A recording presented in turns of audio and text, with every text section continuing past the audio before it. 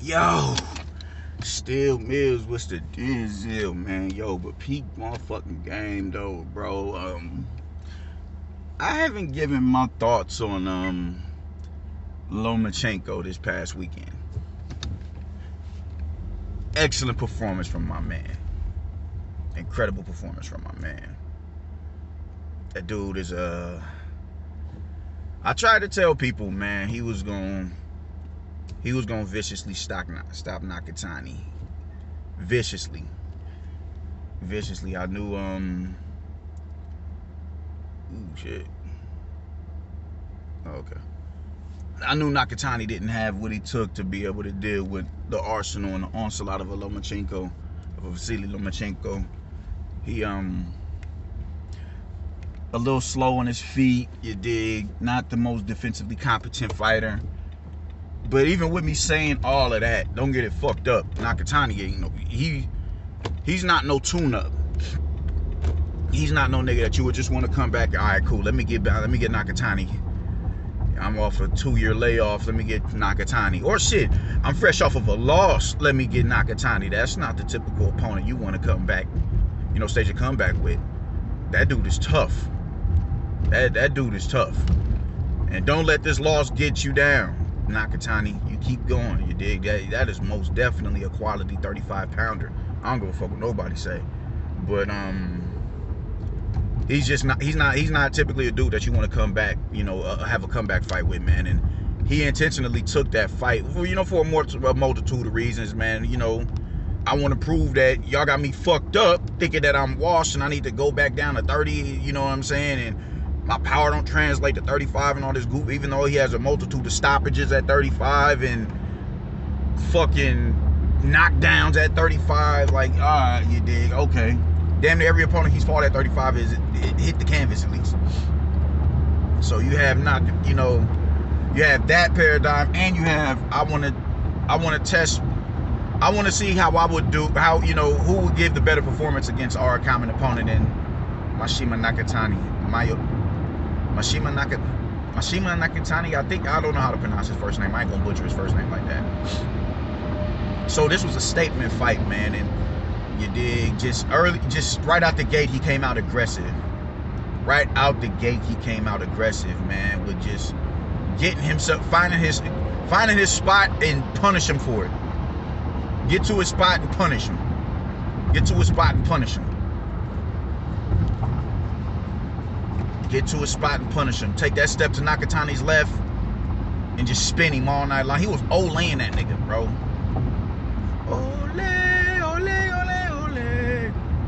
Yeah, that's what he was doing, man. He just completely outclassed Nakatani, man.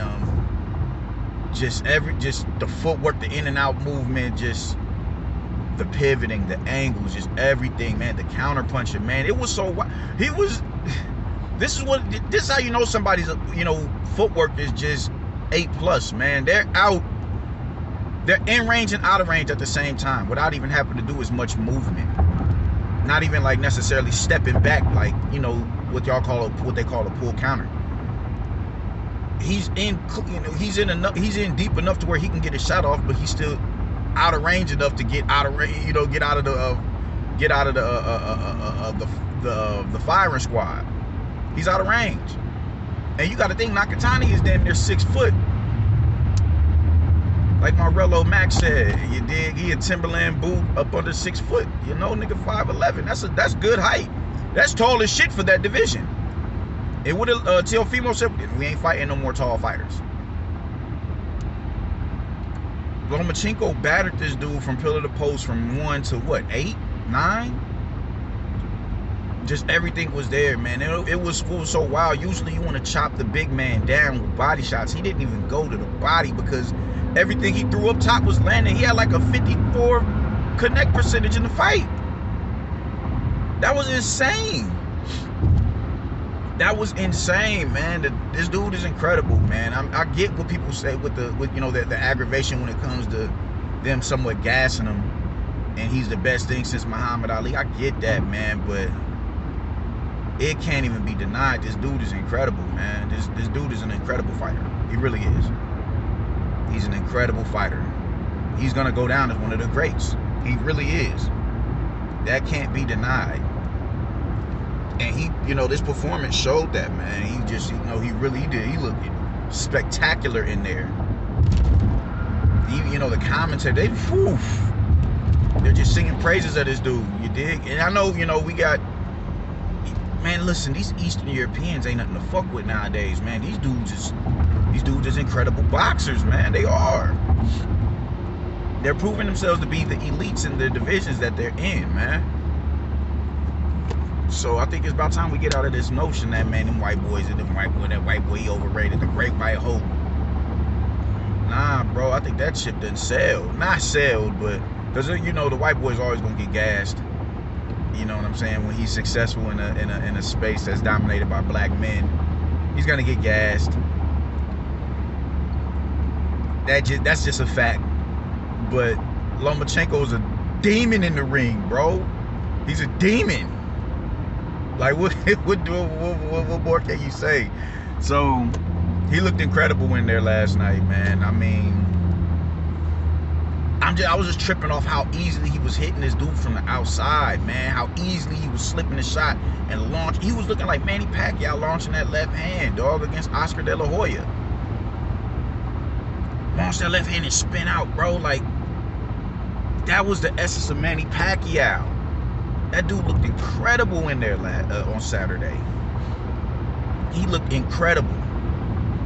The counter punching, the combination punching, man. He didn't even really go to the body until later on in the fight, where he did, you know, he shoe shined him a little bit and finished up top. Like, he was hitting this dude consistently throughout the duration of the fight. And Teofimo Sr. was there, I think, just to be on it, because they've been hearing the rumblings of the people. They want that rematch. They did, because they saw something in that in the later half of that fight where it was like, all right, man, this ain't, you know, he ain't having as much success as he was having earlier, and it ain't as easy. In fact, it's motherfucking Halo with all the skulls unlocked from round 7 to 11. You can argue the 6. So he was like, all right, cool, we can set that up for December, which I think is dope. I think that's dope, man. The difference is, like, Lomachenko isn't, he's gonna have it. The thing is, man, when Lomachenko turned up the aggression in the second half of the fight, Teofimo couldn't do nothing with it. He couldn't do anything with it, man. Now, granted, if they fight again and he comes out that aggressive, Teofimo isn't going to be as, you know, as worn down. He's not going to be physically, you know, he'll be fresh. All right, cool. We got to go round 1. We got to go to 12. All right, cool. You coming at me like this in the first opening rounds? All right, cool. So it's a lot more that he has to worry about. Nakatani doesn't have footwork. Teofimo has really good footwork. Nakatani isn't the best counter puncher. Teofimo is a really good counter puncher. Nakatani doesn't, you know, have a multitude of punches that he can throw at you with that, you know, that land with devastating effect. Teofimo does. He has power in the left and the right. You dig what I'm saying? Nakatani isn't as brolic as Teofimo. Teofimo is brolic. He's, you know, he's considered a big 135 pounder. Dude is big. He's big for that division. You dig? That's why I was telling people, I'm like, Nakatani he's not brolic like that. He doesn't have that.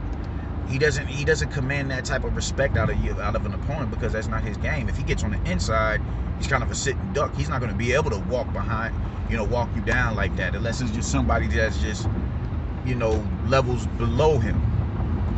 If he could work the jab, I don't know, man. It's calculated pressure, you dig? Like Earl Spencer's better at mid distance, but he'll walk you down with a jab if he's backing you up. If y'all start on one side of the ring, he can jab you and, you know what I'm saying, apply pressure behind the jab, walk you down behind the jab, and keep you backing up and force you to the ropes and get you to the ropes and work at a nice, comfortable range for him. That's not necessarily Nakatani's game. I think Nakatani likes to stay mid-ring and, you know what I'm saying, go to work for mid-ring. Even, like, in the fight, he tried to get Lomachenko to come on to the ring. I'm on the rope, bring your ass over. No. I'm having all the success I need mid-ring. Get your ass back out here. Because even if you stay on the rope, I'm winning the round. So now, in order, if you want this round back, you have to oblige me. He backed up to the rope like, yeah, come on, like he said, nope. You're a little bit more comfortable off the rope because you're gassed slightly. The rope gives you stability. So he was able to catch his breath a little bit. And that's another thing, man. He can't, like, every time, like, now what he was doing was smart.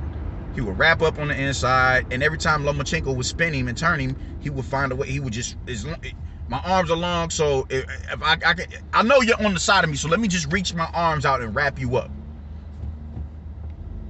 I'm not mad at that, you dig? Because you don't have the footwork to pivot with him.